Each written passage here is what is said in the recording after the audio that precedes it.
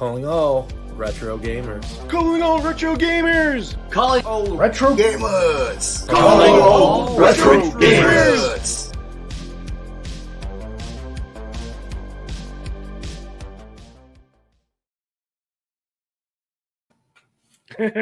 Hello. What's going on? This is one of those things where like we've been having a conversation for like a half hour in the backstage, and we're like, oh wait, yeah, we should start the show. Yep. So what's going on, everyone? Welcome to Calling All Retro Gamers. I'm one of your hosts, Rich. I got my buddy Ed, Retro Cold-9, the Evercade Effect. He's hanging. So yeah, I got confused and thought it was Thursday, and I really wanted to go live because just like busy, stressful work week, and Rich is like, "Hey, go live if you're up for it." So yeah, man. When you said it, I was like, "Wait, is it actually Thursday?" Yeah, dude. Like, I did a double check too because I was like, "No, maybe it is. I don't know." Yeah, you just have like one of those weeks, and it's like very wishful thinking, and it's like, yeah. No, I'm there. But it's cool. Yeah, we'll hang in. It's actually perfect because tonight was one of those nights where, we get the kids. I did dinner. I made dinner. We're sitting down, doing our thing. And then Denny's like, "I'm exhausted." And I'm like, "You're gonna go to bed early or whatever?" He's like, "Yeah, I'm just gonna go in, watch the TV, and then just conk out. Like, I'll probably just go to bed like literally with the kids." And I'm like, "Okay, that sounds good. I mean, I'll just come down here and we'll hang." So yeah, it worked out. Nice. Yeah, and then of course tomorrow, like there's all sorts of crazy stuff going on. There's work, and then a meeting that I got to go to, and then all sorts of stuff. And then some people are probably going to yell at me about football, but that's cool too.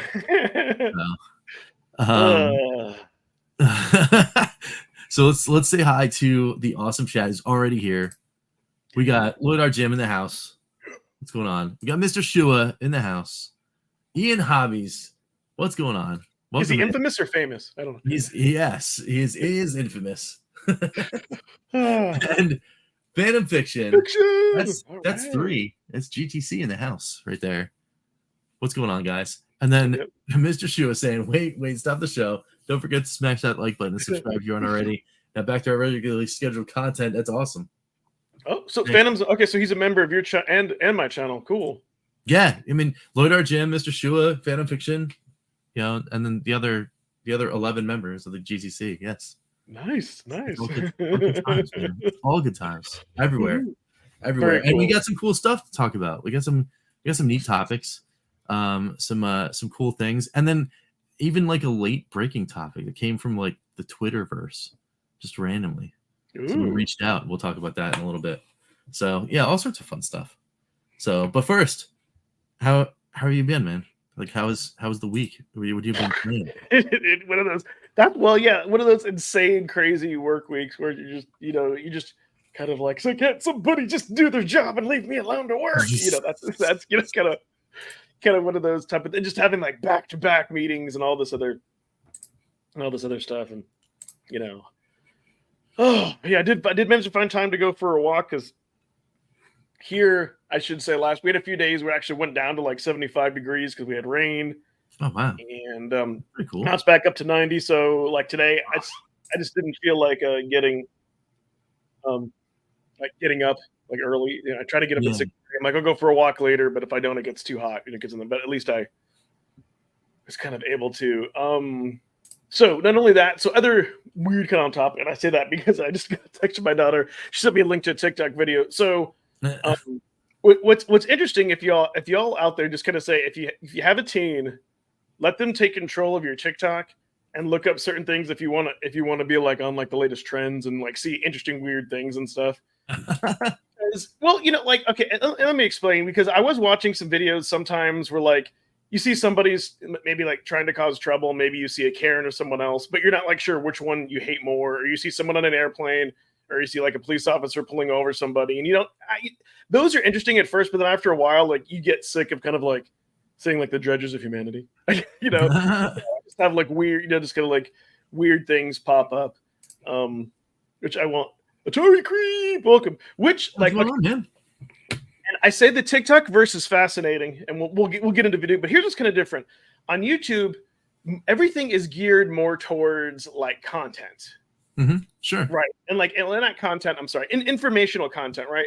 Like in Right. other words, somebody wouldn't have a YouTube channel where let's say maybe they would just dress up in a Michael Myers mask, but that's all that they would do, right? Like somebody usually just Right. wouldn't go live. Like you'd maybe do that in a special. Well, on TikTok, there's one dude like he dresses up like Michael Myers. There's one guy that's like Freddy, but like what fascinates me because you can also give gifts, right? So what some people will do is they'll be what they call like an NPC or like an AI. Okay. What's fascinating is they'll be there, and they like the people who do this well, like they have like the movement down, like you would see like an NPC. And let's say like if you give a flower, like this one lady, like she would kind of do like a sneeze, and like if you'd give like a pepper, she'd go. Ksh. And what's kind of funny is when people don't break character, and like somebody gives them like 10 things in a row, and people in the chat will be like, "Man, this person has problems. This person is weird," but they ignore all that, and it's just they stay in character. Like this one dude is like a robot. It's like people will just like be characters, which is so like for the live, which is bizarre. They'll be characters, and it's That's people, pretty wild. but it's a whole weird universe. So it's like if you want to kind of like take a break from nonsense, I don't know, Right. so let your kid take control of TikTok. Very Big cool. Very Yeah. cool. See, creeps on TikTok. It's all about great art community on there. Big dare I say Having- fun? Yeah. Yeah. Why? Hey, why not? Right? Yeah. What? Like there's fun to be had everywhere. Yeah. So. But yeah, no, I'm so thrilled we can just come in and no pun intended blow off some steam. Yes. Yeah. Which speaking of that, should I mention the Why not? game that's free? Yeah. Free game time? Why not? It's been a like a pretty decent like tradition now. Yeah, Time I to try talk to about the free game. I try to do that. So there it is. I'll put the name and I'll put the link in the chat. I have not played this. I have no clue what this really is. But it's free to claim until October 13th. And basically, it looks like it's an online puzzle game where you team up, partner up with a friend, and I don't know, you do like cool things. Just The art style around in an abandoned amusement park. Yeah. That's pretty cool. It's for claim it until the 13th, and it's free forever. So I'm thinking it's maybe one of those things where maybe they're trying to push like more people to, Yeah, I'm all about like free stuff. It's just randomly, tossed out there in the Steamverse. My Steam list is already weird enough, so I was like, all right, just throw some games in there. That's cool. I turned the volume down, but yeah, it looks it looks cool. Like you're that dude, and you go and Yeah, I think it looks neat. yeah, I try to give free stuff, like not just the free stuff that you can that like Epic Store is giving away, but sometimes there is and sometimes there isn't. But yeah, there it is. People go check it out. Add it to your library like I did. You might play it. You might not play it. Let us know if it was any good. Right? Total man game. There we go. It looks pretty cool though. It looks neat. So, all right, cool. So what else we got here? Well, we could dive into that the one topic that I had brought up. Yeah, sweet. Let's do it. Share. Let's jump in. So there's many sources out there. Admitted, I wanted to get this screen grab, and admittedly before the show I was like lazy and kind of like and kind of put this here, and this the Xbox that comes out in 2028, and the thing that other than the fact that it looks like a water purifier, which I think is kind of funny. But it says the most powerful, now adorably all digital. That's kind of the Well, I mean, kind of so I mean, it's one of those things where you think it's probably coming, right? That's coming down the line. Like they're gonna do some kind of thing, and this came from that leak, right? It was like the what is it, the FTC leaks or whatever. Yes. What's going on, Carl? So yeah, I mean, this does not surprise me. No. You know, like that there's like, oh, here's a new Series X and it's diskless and there it is. You know, like that's it. You know, like you just get the thing and you load up your drive with games because, you know, you're either playing on Game Pass or you're downloading things anyway. I mean, okay. You know, terabyte storage is a must because if you're going to do that, I mean, come on, like most of the games that you're hearing about, what was that insane story? I think it was like Starfield's install. It was like 250 gig. I'm not surprised. You know, like that's quarter of your drive right there. Then, you know, plus your OS and all that kind of stuff. So it's like Starfield and whatever the next Call of Duty is, and then another game, and that's it. You know, and then you got to get another drive. So, you know, that's definitely something. There was a lot of stuff that came out of those leak things. You know, like this whole story. There was like all sorts of weird like emails that were trying to like be salacious or whatever. You know, them talking about it was like was it the head of Xbox? Was it Spencer, right? Phil Spencer? Yes, I think so. Yeah. So he was talking about like, you know, somebody asked him like, oh, after the PlayStation 5 reveal, how do you feel about it? And it's like, actually, this is good for us, you know, because like they didn't like the way it was revealed or whatever. And I was like, whatever. You know, like there's all sorts of like crazy nonsense about that. There was an interesting conversation though. It was like, I think in there it was another set of emails where somebody asked Phil like, hey, so if you had one acquisition target, what would it be? And his answer was actually Nintendo.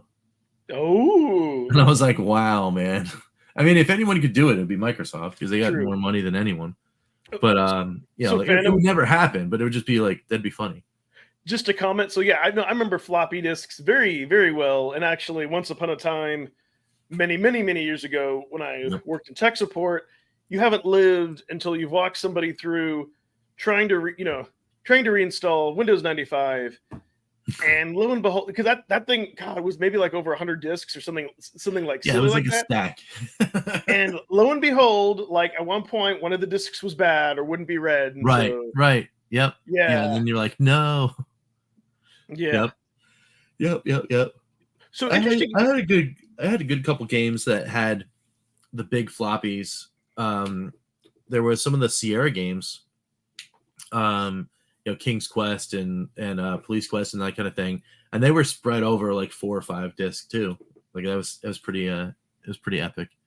Yeah, I mean, swap discs. At least with later games though, then they let you install it. And then you just had like the annoying instruction booklet that was like, look on page 512, line 34B, and put it in there. Yeah, exactly. They're rudimentary copy protection, right? You know, if you didn't have the manual, you couldn't play the game. So here's an interesting thing about, because I mean, we kind of knew this was going to happen, but funny that you mentioned Nintendo, because I wonder if Nintendo realizes, hey, there's people that actually like to buy stuff in our, you know, in our physical media. They kind of hold a resale value. I wonder if maybe if Nintendo will be smart and not do that, like still offer both like they have been, because maybe there's enough money.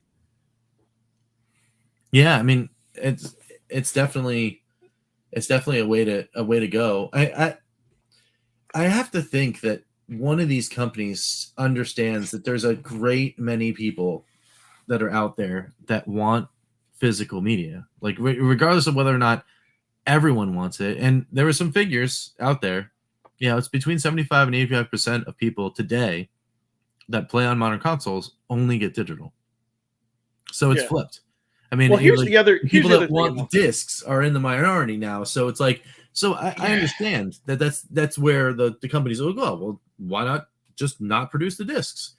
Okay, but then how many times we're gonna have stories where it's like, oh, hey, you guys, you know, we trusted you guys with these servers, and you're supposed to keep these things up online so you can have your product and, you know, play your games and all that kind of stuff. And now it's like less than 10 years old, some of these consoles, and they're like, yeah, we're just going to shut it off. Well, so yes, like that's scary, you know? Yes. So there's another issue on the topic that I would play and bring your game to friend's house, play no more. Yeah. I mean, that's another factor. So here's the other big issue is I think people forget that there's a whole other class of people that only, but there's also, let's say, like another class of people that maybe they can't afford to buy like the latest games. And growing up, you would call rent gaming. And so because of that, like that's like one of the reasons like GameStop exists, because there's people they can buy the game. Yes, they can't get the full money back, but they can get something. They can keep trading in, and maybe they can actually trade in and get get the game they want at the end of the year. Who knows, right? Like there's certain subset of people that probably rely on that for their gaming. There's people who want to collect. Not only that, like what's GameStop going to do? And that's I mean, I know they're like having in figures and stuff, but if the big three, Sony, PlayStation, and so Microsoft no longer have any physical media, then that's like, what do you do on the third party market? I mean, do they just go back and become retro stores? I mean, I actually talked to a couple of store managers at GameStops lately for completely different reasons. I actually went into GameStop not looking for games, but for stuff like this, because they sell it there. While I was there, I was like, hey, what do you guys feel about like this, the industry kind of leaning out towards that? And they're like, man, we've been pivoting like this for years, so they're already ready. They're already ready to just become a lifestyle, a geek lifestyle store that has some gaming stuff and they'll sell you hardware and then all that kind of stuff, and then everything else is just come get your shirt and your hat and your whatever, and your collector's edition trophy thing and all that kind of stuff. And they won't be bothered.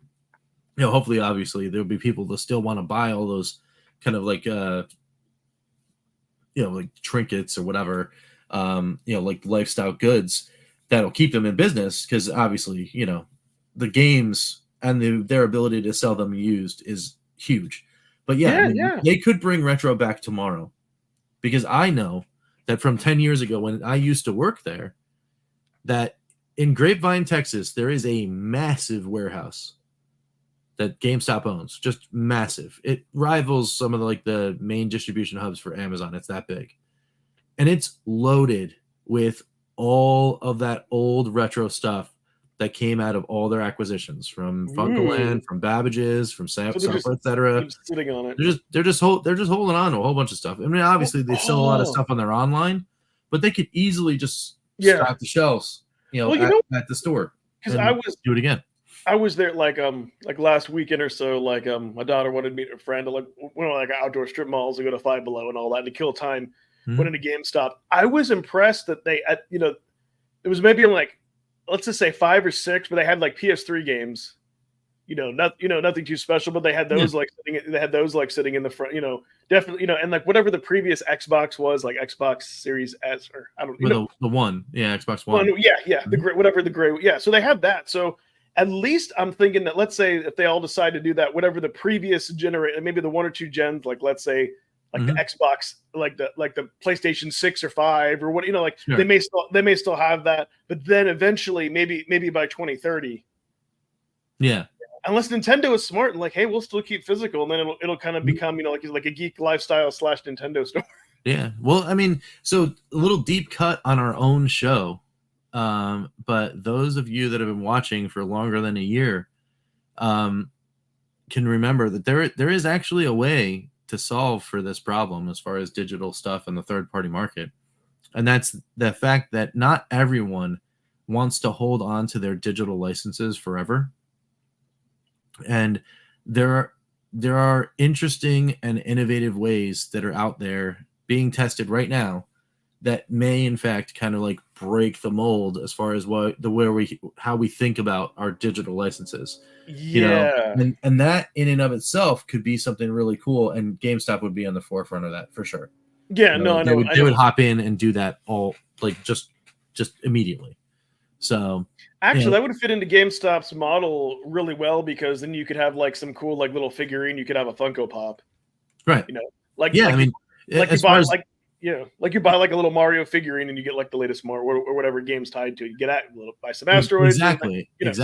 Right. Yeah. I mean, you could have like, you could have, it's a bad example because they're all physical games, but you could go into your local GameStop and buy this Katie, but the Katie is not just Katie, it's whatever the collection is.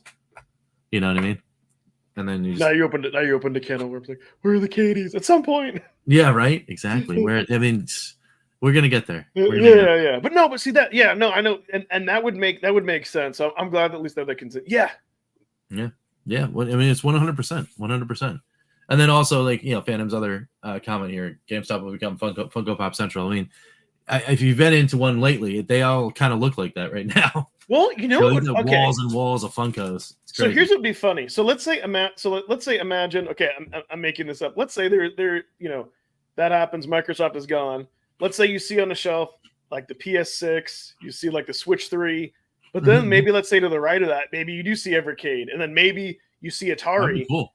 because Atari hopefully will have its library built up of new physical games, and then maybe mixed in there you also see like some original like retro Atari game. But at that point, it doesn't really matter because it's all compatible to play on the 2600 plus anyway. And they're cheaper, so who knows? I mean, that could be exciting. GameStop should lean into that kind of stuff.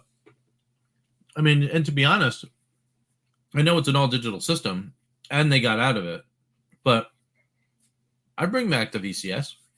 Why not? As long as they were able to get a good deal on the hardware.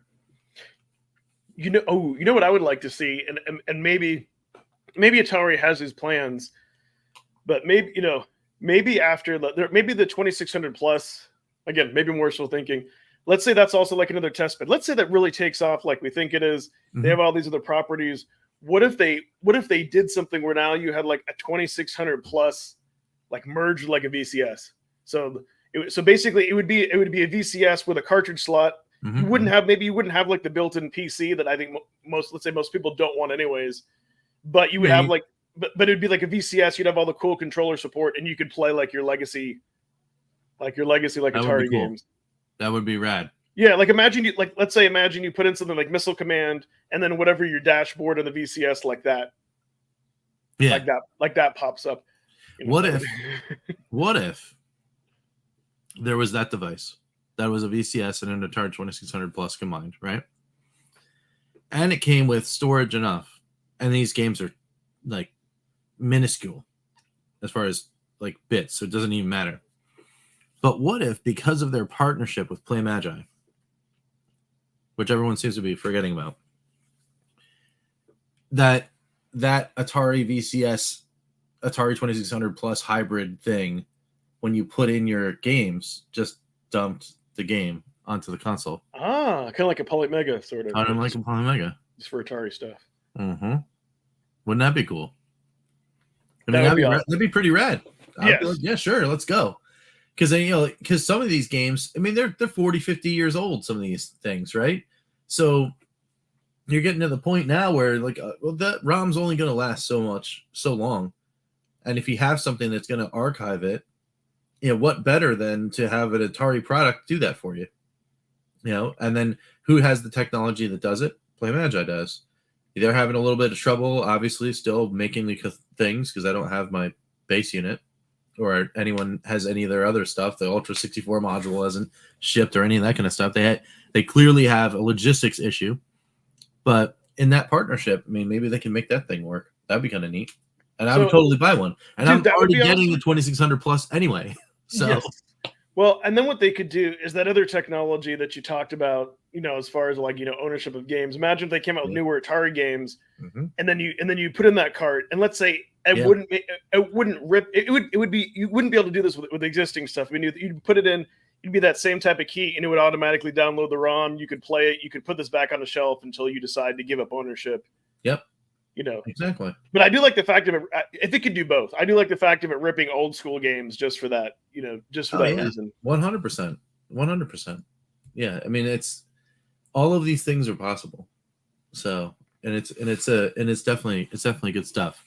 Oh, so speaking of Atari, I don't know if you saw like that new, what that's like that new At Games Atari console. It's not really an Atari console. Oh, was it the something station? Yes. Yeah, is it the Retro Station At Games? Yes. So it was interesting because since I put up a recent video, like, is Evercade good enough, or do I going to get a 2600 plus? And somebody commented, and they said, what are your feelings on that? And what's funny, because the day before, so like Mad Little Pixel put up a video on that and showed the unboxing, and he's like, hey, and so he's like, there's like 133 game, I don't know, however, like, because on the outside it says over 200 games, doesn't say over 200 Atari games, and then he goes to the bonus game, and I can't do my math, but like there's like 33 something games, and what's funny is they're like all Pico, and so like good, which like if you wanted it just as an Atari thing, it kind of sucks for those people, but if like let's say you didn't have like an Evercade. Like it has like pretty much like it has like all those games that we have like for the Pico collection. That's like pretty. Does it really? Yes. Yeah. Wait. So the Game Station has non-Atari games on it? Yes. That's weird. Yes. Under bonus game section. So technically they don't lie by saying 200 games, but like I think it's like only 173 or 30. I have that backwards. And then if you look at the other games that they have, some of that stuff, you could also play another Arcade or Evercade. There's nothing just like unique to that. Like they don't have that many. I think maybe there's only like 6 or 8 5200 games. They have like all the 700-800 games that are on like Evercade plus one additional one. So kind of neat for somebody like is it into this universe? But for someone like us, like there really wouldn't be a point to getting that because like you have all the. But I thought that was just kind of funny because he was like, yeah, I redid the video because when I found this at the end, it kind of made me because it could matter to some people not. So right. I put it this way, like I would rather have an Atari flashback, definitely like over. Like over this, yeah. Huh. Yeah, I mean, this is pretty interesting. Yeah, look at the games on it. Yeah. I went on. I fell down the Atari Age rabbit hole, and people are talking about all those like all the things, and you mentioned Metal Pixel and his videos like shared like 3 or 4 times in the thread. It's not that they're bad games. It's just like when you're it's kind of like like if you buy like one of those like Chinese knockoffs that say like 301 and a lot of those are like hacked games. It's kind of like if you're not looking for that and you're like look, I got this for my father or my grandfather just for a time. It could be disappointing. Some people it might be a nice surprise. Right. Yeah, I mean there's different things for everyone, right? Yeah. So the 2600 plus coming out, right? I absolutely agree with Phantom here that Atari wants to get back into carts, and if you have a collection of carts, then the 2600 plus is for you. If not, the Game Station Pro has the SD slot, which leans more towards a Retron, and you can put ROMs on it and play them in there. So you can put ROMs on it. That's pretty cool. Does it have to be hacked to do that, or does it like that? Does that work out of the box that you can put? It might just work out of the box, I think, right? Yeah. I'm not surprised with the flashbacks. You could do that too. Yeah, exactly. And then here's Mr. Shua saying that a third of the games aren't Atari. Yep. It's like, I mean, it's pretty substantial, but if it's supposed to be 200, you're talking, that's what is it? 600 plus, or I'm sorry, 60 plus games of the entire thing are not Atari. That's pretty wild. It would kind of be like like the Sega Mini Console. Like let's say if like 20 of those games weren't Genesis games, they were like let's say like they were ColecoVision games, and let's say if they were good ones, like some people like we would like that, but other people like no, I wanted Sega. Yep. Yeah. Lord the 7800. Yeah. He hasn't explored the 7800 library, and that's where he's going first. Yes, that's where I'm going. And I had a 7800, so like I was just like, hey. Well, we already got one on the C64 collection too, but what the heck is the name of the game? The other one. What is it? Is it Nebulous? I think it's Nebulous. Is the Commodore name of the game, but it's Tower Toppler here in the States on 7800, and that's where I played this game first. Is it Nebulous? So I kind of thought about. So I think maybe what might make me, I'm curious to see what Atari does in the future. I think what'll happen at some point too. The price will go down a little bit. I think that console will go down to the $99 price point if my local retro store gets it, trade and stuff. But I think what I'm really curious is if they start to come up with multi carts. And then I'll be curious to see, like, will Evercade get any of that action, or will they not? Hopefully they will. It'll be very curious. Like specifically like multi carts of like the homebrew stuff that you buy in Atari, like for like let's say $20 to $30. If you could buy like one of those like multi carts of some of those homebrew games and get like 5 games, oh my god, That would be like incredible. That would be like incredible value. Right. So anyway, I'm not exact. I can't remember what the name of the game was, but there is that game, the game that's Tower Toppler. That's not. So I'll just say, and I kind of teased at the end of my video, and I showed this in my so like you all may know, like I put like a recent poll on my when I was a kid, so I never got it C64 instead, but wanted it. Yeah, now you get to experience it. Yep. So I kind of put a poll on my channel, like telling people if you could have any one handheld that was fully modified, which one would you pick? And I was kind of curious. Like I was kind of hoping that the Game Boy would be overwhelming, either because of its library or because of like nostalgia. Mm-hmm. And so if things work out, maybe like, if I, like I kind of have, you can only like, at least, unless you have like unlimited money, you can only choose between certain things. So sure, of course, as well. I kind of like, if I was able to get that, then at least I have some like the Activision collection. I mean, yes, it's, and again, you can emulate stuff. Not that that's an original hardware, but that's like, that's like another way to play that. But it's, right. You kind of have to decide what's not like nostalgia. But with me though, I keep thinking like, so here's like the crazy thing with stuff. If you get like, let's say, like there's a lot of like new handhelds or emulation, you could play Game Boy, like, or if you could ever get your hands on an analog pocket, I like the proper aspect ratios. But if you have like a Game Boy Color, obviously you can only play those games on it. If you have a Game Boy Advance, you could still play Game Boy Color with emulation, but it won't be on a nice big screen. Like, you won't be able to play it like the way it was kind of designed to be played on the bigger screen. So all kinds of weird, crazy stuff. And not that I had the funds at the time, but I was like, man, should I maybe just try to find a way just to get that analog? I didn't want the case, but it's cheaper than getting a customized Game Boy. I'll just with a bigger screen. But then having something like that does make it a little bit more, having the original like Nintendo like motherboard CPU. So it's like you have the original hardware, but like it's modernized. So there's kind of something special about that. I don't know. Yeah, we'll see. We'll see. But it's, and not that like I've completely ruled out a 2600 plus, but I'm like, just for right now. I just want to see where things. I just want to see where things go. But it's, it's still on the table. There's maybe other things we always want more. I don't know. But either way, it's great. It's great that Atari's done this. I wish Nintendo and Sega would kind of go and do that. When is this? When is this thing supposed to ship again? Are you supposed to get it in October? Currently available pre-order. Now ships. It says December 2023. I thought it was November. Maybe they're just they keep adding on things. Yeah. But yeah, I thought that this was supposed to launch in November.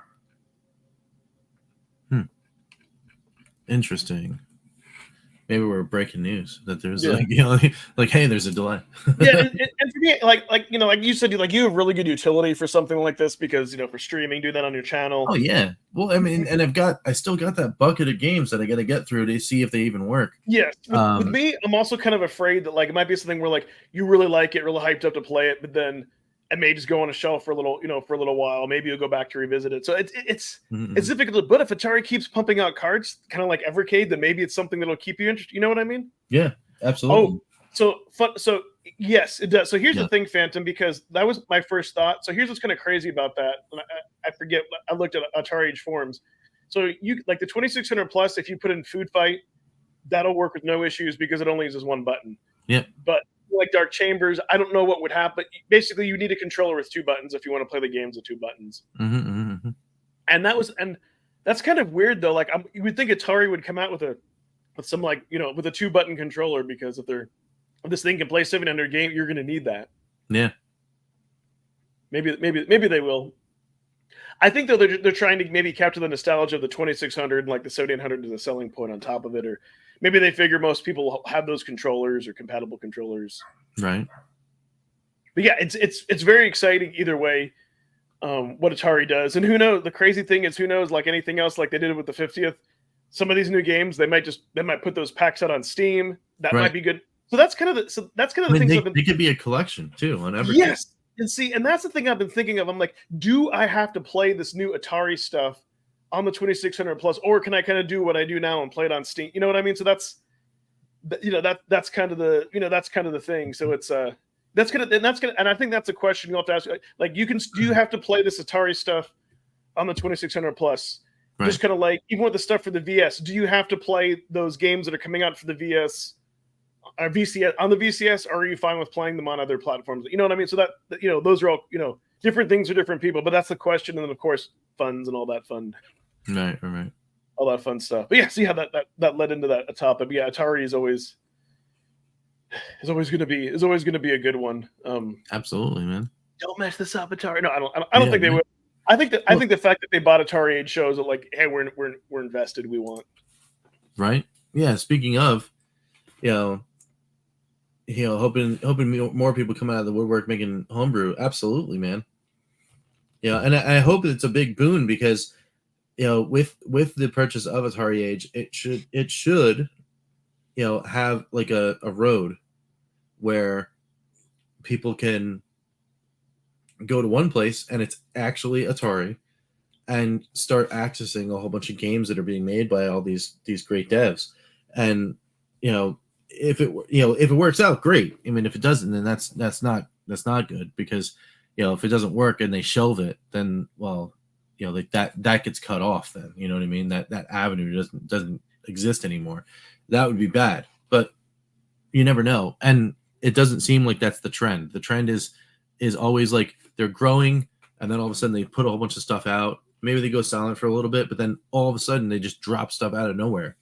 Like, for example, we had a drop, what was it, yesterday, of a game on Atari VCS, and there's another one coming out tomorrow. And it's like, wow. Like, I remember, because I was there in the very beginnings of, the whole VCS experience, waiting months to get a game, and now here we are, getting games 2-3 in a week. It's great. Yeah, it's great stuff. Or will Atari create original IPs for the 2600 and 7800? Yeah, I mean, well, I thought they did, though. Don't forget. That new game. What's that, like that Jumpman or whatever? Mr. Run and Jump. Yep, absolutely, is a game for 2600. Yeah, it is. Yep. Yeah, no, great. Daredevil is fun. Phantom, I really like it. Yeah, okay, that's what I was going to ask you about those games that you showcased of the VCS. Like, do you think they make physical cartridges out of those? Because it looked like it, Well, they were physical cartridges already. Money Vision is a UK based developer, if I'm not mistaken, and they put out those games already through either Atari Age or something else. Because I knew of Money Vision before they put them out on the VCS. But I was so happy to see that, like, oh man, this is great. You get a double pack.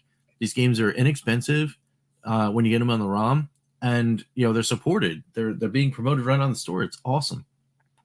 So, yeah, it's really, really good. I just dipped in to the store because it's already 10 o'clock EST, and I'm like, oh, I wonder if they stealth dropped Days of Doom, because I would have just bought it right now.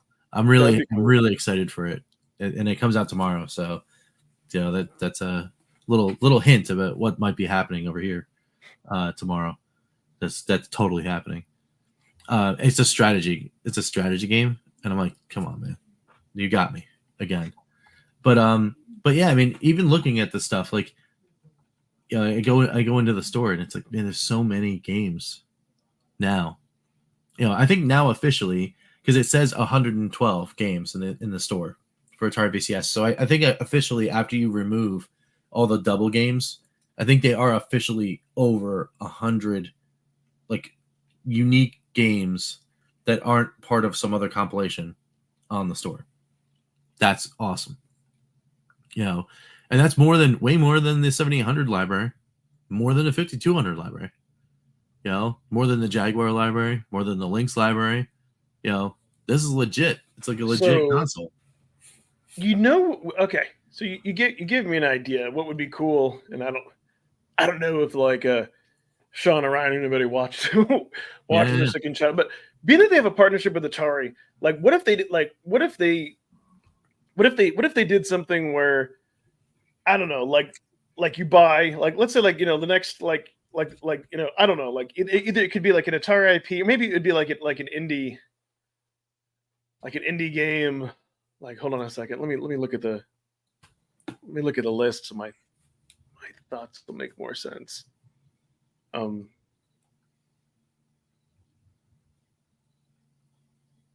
Like what if Full Void. Yeah, using that as an example. Like what if they did what if they did something where like, and I'm if they said, hey, you buy the physical cart from us, inside the box there's going to be a code, and then you put in that code on your VCS. That would have to be like an Atari property. Oh, yeah. It would kind of, That would be what if rad. they, what if they did some, Yes. I can't think of anything, but like whatever, let's say Atari game that would be like perfectly fitting. The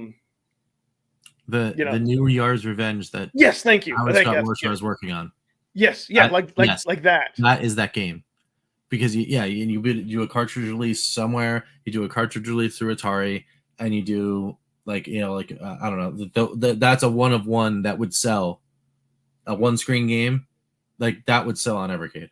And I'll tell you, and I'll tell you what would be the marketing, what would be like the marketing idea for that is, let's say there's people that were like, you know what, I have a VCS, I want to get that game, but I've kind of been thinking about this Evercade thing. And then maybe they're willing to go ahead and buy it. They get the physical media, and then maybe they do buy the Hyper Megatech thing that's only $60 or whatever, and then they can play. So it could potentially open the door.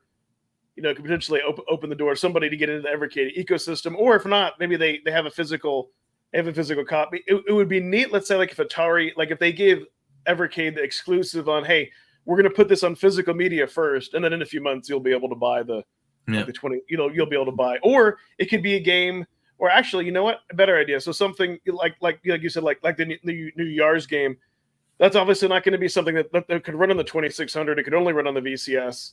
And because the VCS doesn't have like a physical cart slot, maybe it kind of be for those people that, hey, here's a way to get the physical media. Yeah. Yes, you can't physically insert it into the VCS, but you get your code, and you might want to be into this Evercade thing instead of them just kind of coming out with like a fake placard or disc. I think maybe that's more they would do, but that would be trippy. Or maybe they'll do like a Mr. Run and Jump situation, right? The new game is something that's more along the lines of a recharged or something like that, right? But then they demake it to make another 2600 cart that plays like it, and then put that card out. That definitely could be a thing. Oh, dude, just like throw out like a dual cart and just put both of those games, put the demake in that would be great. Yep. Enrique says 5200 and 7200 or 7800 are two consoles that I just learned of their existence 20 years late. Exciting. The 7800 is getting love through the Evercade, and the 2600 plus. So 5200 is still very neglected for some reason. The some reasons are probably twofold. Number one, especially for the 2600, it would require an adapter in order for you to play those 5200 games, because they're like fat cartridges. They're like almost a full 50% wider than a standard 2600 or 7800 cartridge. So that's like there's a logistics issue to just make those work. Plus, it's the controller, because like the 5200 is more analog to the ColecoVision controller or the Intellivision controller than a regular Atari controller. So like translating most of those games becomes the issue there. What I think Atari would be more likely to do? I think they would be more likely to take like some popular 5200 games and re-release it as like a 7800, maybe update the graph. You know what I mean? Then that way it would be the 5200 version, but you could, they would call it the 7800 version, and you could play it on there. So it's like you would be getting that version. Yeah, I mean that would be kind of cool. And then they wouldn't have to mess with the adapter and all that junk. And right. Well, and to Mr. Shua's point, the games actually really did look great. But yeah, I mean the controller was arguably one of the worst, if not. I mean, if you ask Pete, our friend, the Ever Canadian, if you ask Pete what's the most awful controller of all time, he's probably going to tell you the 5200 controller, because it was pretty bad. They were notorious for breaking. And, he said you tweeted Atari to see if the remake of 5200 never got a response. I mean, hey, I'm always in the never say never camp. You know what I mean? Because it could happen. It could absolutely happen where all of a sudden, them putting out a cartridge-based system that was plugging into HDMI that was going to play 7,800 games, not anywhere close to on my bingo card at all for this year, and it's going to happen. That's nuts. So you never know. You absolutely never know. They could just be like, oh yeah, we love the 5200 too. Bam. Here's a thing because an anniversary is coming up or something like that. I would believe it. Anything can happen in this crazy time. So, but speaking of other things in this crazy time, there was a post that that I was asked to read and then possibly talk about that's directly Atari and Atari VCS related. It was from Ethicade. He came out and said hi. So I want to give him a little shout out. He apparently wrote like an open letter to Atari, asking that they bring back Flashback Fridays. And you know what? I'm all for it. I am all for this. And the reason why is because, I know they have like all their cool stuff where there's going to be a 2600 plus and you can play the real games and they're going to be re-releasing the cartridges or whatever. But you could still put out those ROMs like here and there. It's like, here's some ROMs, whatever. And just drop them on the store and then actually have it like celebrate it. Now, what I would do if I was Atari, he doesn't put this in his thing, but it was like a huge post. So if you just look up Ethicade on X, you'll find it. When did he post it? Today. He posted it today around like 8:00. It's a great post. It's 2,000 characters. It's like it's worth the read. Oh, wow. It is definitely worth the read. But what I would say is, why, if you're going to do Flashback Fridays, what if we just relived like the launch years? Like you start at like, I don't know, 76 or 77 or whatever with the launch of the console, because they just started to celebrate the 50th anniversary and all that kind of stuff. But you're running up at 2023, 24. You're running really close up where you could start celebrating like literally the 50th anniversary of releases, like actual releases of Atari 2600 games, which is nuts to say and it makes me feel old. But what if they just kind of like did that, right? And just like re-released all of their games like on the day and date of, but maybe with like some cool pizzazz, like Berserk, right? They added the extra stuff, the voiceover stuff that was in the arcade version on the 2600 ROM. Like, they just did a touch up on like a couple of things, or who knows? Maybe just do your re-release of the games that we are old. Yes, indeed. Or do like a recharge release or something like that of those games that didn't get touched in the recharged series already. But then, and celebrate the launch as if it was happening all over again. Then, the old heads like us go like, oh, that's awesome. I remember, I remember that Christmas where I asked for it and I got it or whatever. I mean, I was just at the end of that cusp. So most of the things that I asked for Atari, I always got because, they were on a clearance shelf at Sears or something. So, but it'd be cool to like do that. And then new people like looking at the age of Atari now with a historical lens could then start like, oh wow, this is really awesome because there's a good steward of this brand, and they're celebrating their releases by literally like redoing and re-releasing their games as if it was back in the 70s. That's cool. That's cool to kind of see and like and experience.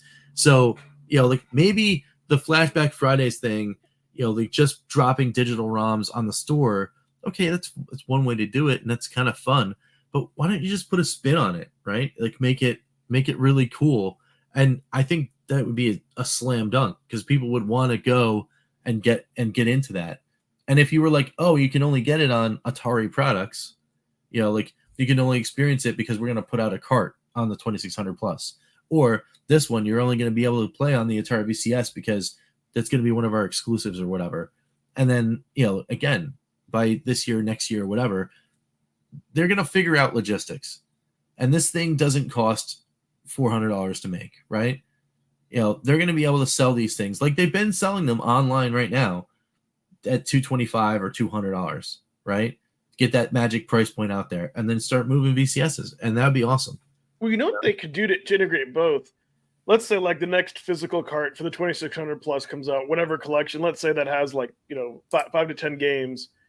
What they could do is kind of like what Blaze does by releasing a game digitally. You know, those go away and you buy the physical cart. Of course, on the VCS they wouldn't go away. But let's say if they popped up in the store and you could buy it for $199.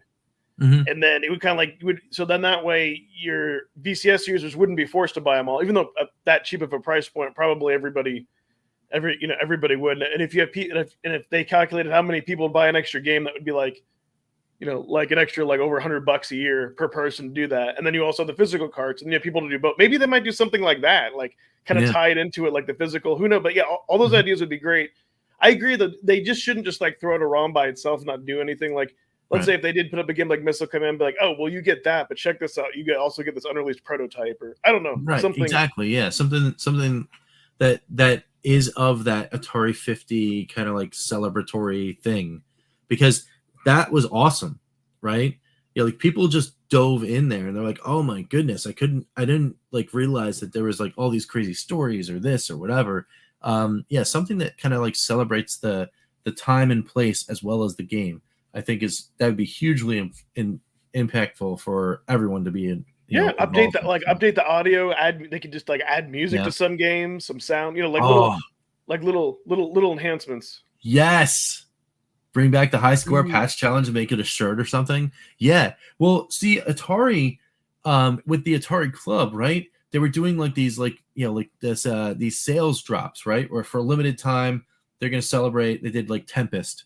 So like you get like a Tempest Atari shirt or hat and then whatever, like a poster or something like that. And then they did like Atari Summer Camp or something like that. You get like a tank top with an Atari logo on it.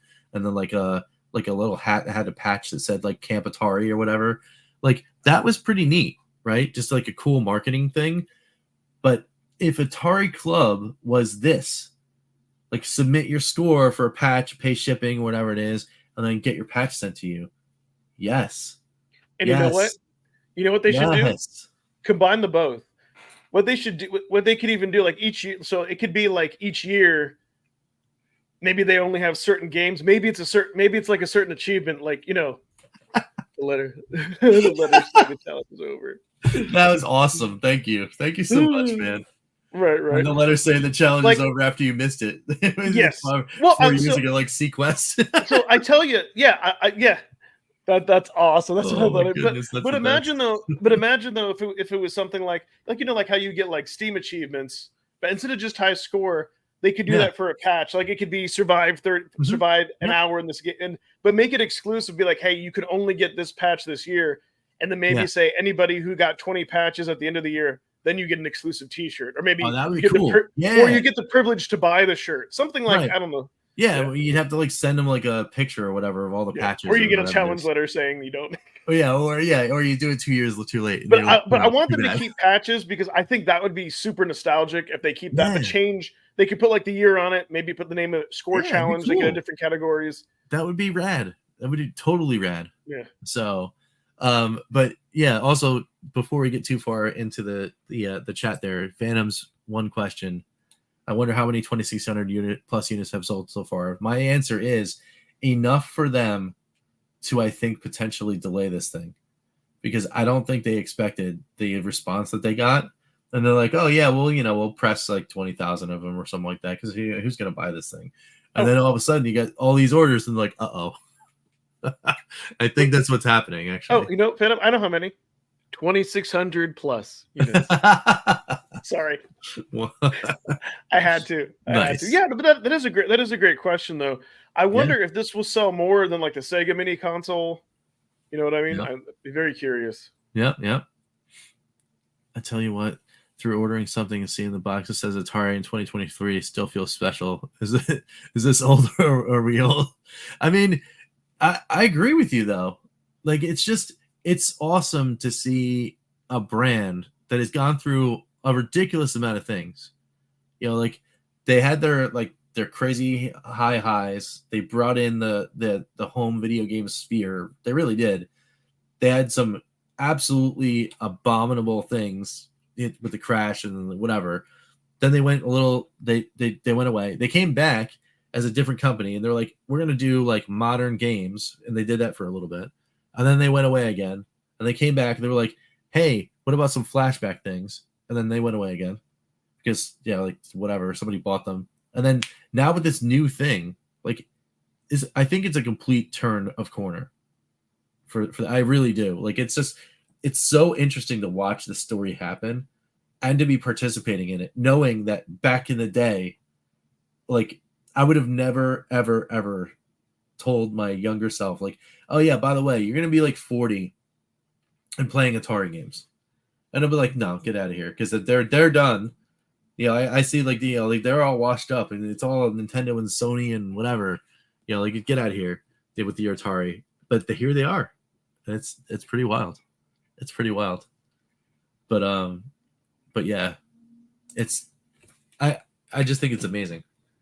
And again, it's another thing where, tomorrow I can't fathom this. I'm like genuinely excited for a release of a game by Atari on an Atari console. Like I'm actually hyped about a release. Like that's crazy to me. It's like it doesn't make any sense. And a whole bunch of people have through the past couple of weeks have all been like, they're into the Mortal Kombats and the NBAs and the Starfields and all that kind of stuff. And I'm like, I just want to play Days of Doom. It's crazy. We won't be around for Atari 100, but it'll be interesting to see it. That's awesome. Speak for yourself, man. Speak for yourself. Yeah. Well, I heard this weird story, total tangent, but I read this weird story. It was like on Wired or something like that this morning. Like there's some dude out there in like California. He lives in this giant black box of a house. Is it supposed to black out sunlight or something like that? And he has a crazy regime where he signed over his whole life to a team of 50 doctors or whatever. And they're tell me what to do to not to just keep living. And he's committed to this way of life. It's crazy. It's nuts. He might make it to Atari 100. But anyway, yeah. No, that's crazy. You could only eat lettuce that are grown on wild rabbits' backs, and you have to eat it at 10 o'clock every morning, and then go on your jog for 30 minutes. Yeah, I mean, I got to the paragraph where he's I got to the paragraph where he's he wakes up and then takes 111 pills. I'm like, no, I'm done. I'm done. Wow. Yeah. No, thanks. It's what kind of life is this? It's you spend half your morning just eating medicine. It's no, good God. Yeah, no kidding, man. I bet he won't get to play a little Atari. Yeah. Exactly. He's too busy. He's too busy doing I don't know, yoga or something. But that's crazy. Yeah. So anyway, I guess to wrap up the flashback thing, yes, I would like to see it back, but I would also like to see it at a different. I want to see him do it in a different way, and I know they can because they've been celebrating all sorts of different and unique ways all along. So there you go on that. That's pretty cool. So, I'm excited and also tired. Right. Well, it was a great topic. Yeah, it was good. It was good stuff. But yeah. And I turned on the VCS when I went to do the check to the store, and now I'm staring at the gem collector, and I'm like, oh man, I got to go to bed soon because I got to get to work for tomorrow. But I'm like, maybe I'll just crank out of the 3 or 5 levels. Right. I know a couple people saw the video already, but I've never had another game evoke a different other game that's kind of similar like this one before. Gem Collector might as well be Doodle World 2. Yeah. It really might as well be Doodle World 2. Yeah, I got those vibes. It feels so close. I'm like, oh man, it's such a fun game too. And And for $3, like, why not? That's like, I took that shot immediately. So the only thing is, like, I'm hyping that other game up so much. I know it's going to be $20. And if it's not good, I'm going to be so disappointed. I'm like, oh, man. Yeah, that But, is neat on the VCS. They have a lot of those indie games for $5 or less you can take a chance on. Yeah, man. It's the best. It's totally cool. So we're like slowly also trying to sell you on it there, Ed. We're gonna get you one of these days. Maybe. We'll see. Nice. Anything is possible. Exactly. So, but speaking of things like coming up on things, what is coming up on your channel? You got something else coming out this week before the Evercast? Well, actually, I would say I did actually earlier today. That's what kind of prompted part of the 2600 plus, where I kind of talked about, like, do I need to get one? Does Evercade do it for me? And I kind of went through both of the collections. Didn't compare the arcade because the 2600 plus can't play that, and so just kind of went through that. And that's what I was kind of saying. For now, Evercade is good for that, but we'll see though in the future. You never know. You never know, right? Yeah. I think the thing that I did realize, what I'm the most interested in, is not playing like the existing classic games, because those you can play anything. What I'm interested in is those carts with those newer games that we talked about, and then kind of deciding, do you still need the physical media, or are they fine to like play on Steam or whatever. But that's kind of the most interesting. Now next week, I'm hoping that we get the behind the scenes, like Duke Nukem, like we get all that stuff, so I can do my first make a reaction video to that. I would love to do that next week. That's what I. Yeah, that was it's real quiet over there. Yes. Yeah, they're I mean, I know they're like just like crushing it over there, but yeah, it is quiet in the Blaze is being Blaze. They are being Blaze. Yeah. Yeah. So I mean, there was a write up. There was that write up last week about the one of them. But well, I mean, they just came out. Maybe we'll talk about Evercast, like their top 5 arcade games. Pete's back with the top 5 lists. Yeah, did you see that in the Discord? Yes. Yeah, top 5 arcade games. We got to talk about that. Yes. Awesome. Yeah. Oh yeah, we definitely will. Sweet deal. No, I think that I like the fact that that they kind of start off by saying that this is the actual arcade version at a port. Yeah. So I think that's pretty. Cool. Yeah. Some of those I agree with. Some of those I don't. Yeah, Gem Collector would be a good Indie Hero 3 game for sure, or one of those hidden games. Yes. Yeah, you do another hidden game. We haven't gotten one of those in a while. Well, I guess we did. We got that Rogue 64, but yeah, that was good. It feels like there was a time period where we got like a few, like, okay, here's what we haven't gotten. Another thing maybe to talk about Evercast. We haven't gotten a firm, like right now, let's say there's like 8 out of 8 or whatever out of whatever games unlocked. We haven't gotten a firmware update where now we have more games to unlock. Well, that's true. You know what I mean? Like that, more than just one. Like give us one where we give like 3 to 5. Come on, dude. Yeah, that'd be cool. Yeah. I mean, but who knows, right? Did they get us?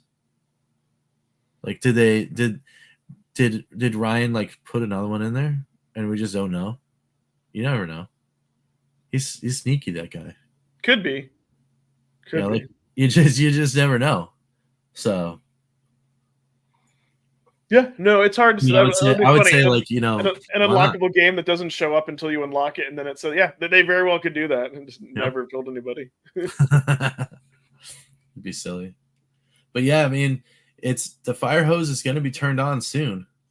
Oh yeah, we're coming up 2 weeks now till the delayed date, because we're supposed to get the new carts next week, so in time for Evercast, not the Saturday but next Saturday, but instead we'll get it for the following Saturday. Yeah, that's gonna be great. Yeah, be after the old B day, so that'll be also fun, because I want to say that the 30th. Yep, the 30th is a Saturday, so. Not this Evercast, but the next Evercast is like literally the day before. That'd be pretty cool. We have a little party time on the Evercast on the 30th. Blaze needs to release a cart with no warning and watch everyone. Yes, they do. You know what they should? You know The what? stealth drop one. You know what they should do? Like the good old days, and I'm like, so you know, like in the back of the Blaze booklets, like in the last page, how it says like, and check out these carts. Yeah. But they show cards you could already get. To your point, Phantom, what if they just kind of snuck in and put like a cart there, and you just saw the front cover like that they didn't say anything about? Like how cool? Yeah, like they did with Hyper Megatech. Yeah. Remember that? Yeah. Yeah, like I was just like, I was looking at I think it was the C64 Collection 1 or whatever. And I was like, what the heck is this?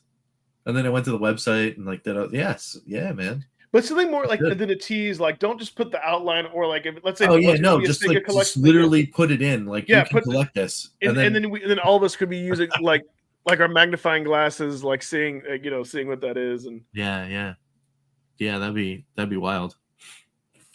Do you guys think that the Super Pocket will support 2 players via cable link soon or in the works?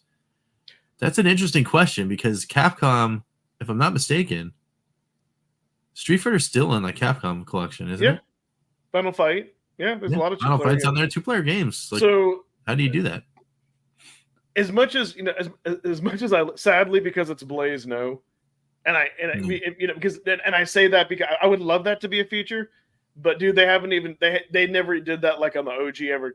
That's one of the things that they haven't done for a while. Yeah, they did the link to the VS thing. Yes, and then that was it. And and I say that for 2 reasons. Number one, they won't do that because they want you to buy a VS. That's like the whole thing. Or number 2, they just they're too busy with a bunch of stuff. Do I think that would be freaking awesome? Yes, I think that would be like to like replicate like the older Game Boys. Yeah. I don't think so, but it would be great. Yep. Yeah,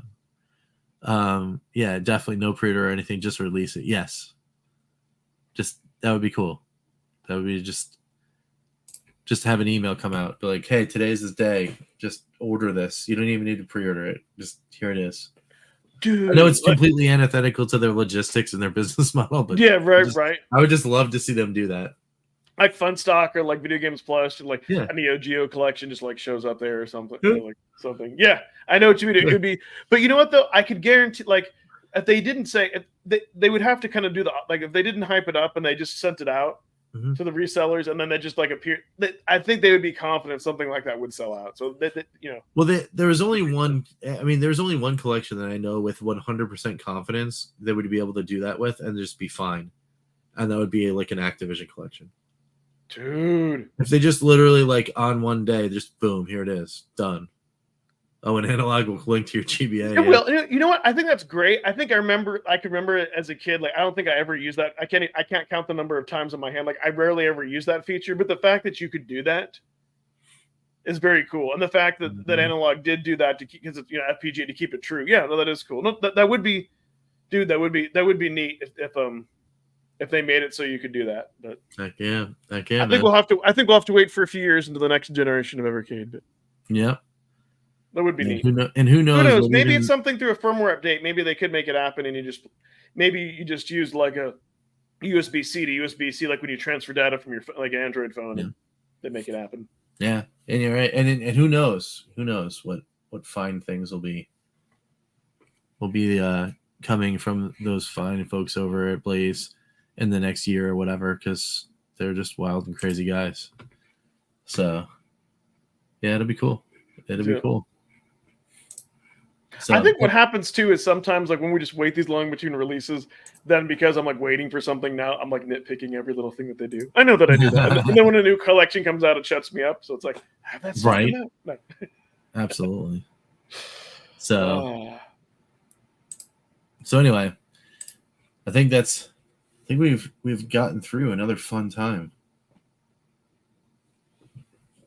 Yep. Very cool. Very cool stuff. Definitely an awesome time. Chat, amazing as always. Great times just hanging out with everybody. Over on my side of the world here, there is another video that has yet to actually be released, but might be released before I go to bed. And it is finally the return of Eric. He's back. He is back in action. And then he came out swinging an hour-long video about Lorcana, the new TCG, the Disney TCG, where he goes through a gauntlet run on a digital app that you can play Lorcana with called Pixelborn. And he plays this one deck type, like 3 or 4 different matches, and he does analysis on it and like rule sets and all that stuff. Very cool stuff. And like I said, it should be ready to rock. You know what's funny about that? Because I remember, like, at the end of your latest video, you teased that. You're like, I don't know, should we play the game? Should I bring someone back on? And I kind of knew, and then it's like I put that in the comments. I'm like, yes, it'd be great to have your brother-in-law come on and you guys explain the rules or play the game. I had actually no idea. Interest. I had no idea he was actually going to do the video. In fact, I was going to pitch the idea back to him. I'm like, hey, remember when we did these deck techs? You should do one. And then I saw him because I shot that video, the pack opening video. I shot it like 2 weeks ago. Okay. And I saw him this past Sunday, and he's like, yeah, so I started messing around and like I shot something. You're like, is it cool if I put it up? I'm like, yes, let's go. So yeah, I'm really excited to do that. I just got to get a thumbnail and a description and all that kind of stuff. So yeah, dude. No, I love that you're doing more of like the paper card games on your channel. Oh yeah, I mean it's our roots. It's where we really kind of like were from the very beginnings of Big Connection Productions. So yeah, it's always going to be there. We're always going to be hanging out. So and then I think I'll wait till next week because there's two Lorcanas in a row. Maybe we'll have to wait till next week. But there's another huge one. Yeah. There's another huge one where we do the box opening for this. It was me and another friend did nice. It's man, I can't wait for people to know what came out of this box. So is that kind of like a tabletop simulator that he uses, or is there like a real digital version of there is technically it is kind of tabletop simulator. Somebody made what the heck was the name of that game? The Blizzard one. Hearthstone? Yes. So somebody made a mod of Hearthstone that plays this game, that plays Lorcana. And then it looks incredible. And it's like this one guy, and he just did the whole thing. You can sign in, you can do multiplayer matches, like all that kind of stuff. It's a little jank, but every once in a while something will break. But it's like, what are you gonna do? It was free though, yeah. And it's like one guy programmed it, so like whatever. It's called Pixelborn. Yeah, so all you do is look up Lorcana on Discord. There's 2 or 3 different servers. One of them is for Pixelborn itself, and you can go in there and learn how to install it and all that kind of stuff. But very cool. I have to check very cool. So, and it's a fun game. Good luck ever finding actual paper cards because you just can't. I've been searching for another 2.5 weeks. I haven't found anything since I bought the 3 starter decks without booster packs on eBay 2 weeks ago. So good luck out there finding it. But if you can, it's a cool game. It's a very there's cool a Reddit page. Just Google Pixelborn. Pixelborn, yeah. And that's it, man. Online, that's good stuff. So yeah, that'll be there. And then probably 4 p.m. EST tomorrow. Everybody in the Atari VCS land, come on back to the channel because we'll be doing some Days of Doom, launch day, Fun for 5, and then we'll take it on from there. And then we're all back for the Evercast on Saturday, which is gonna be great.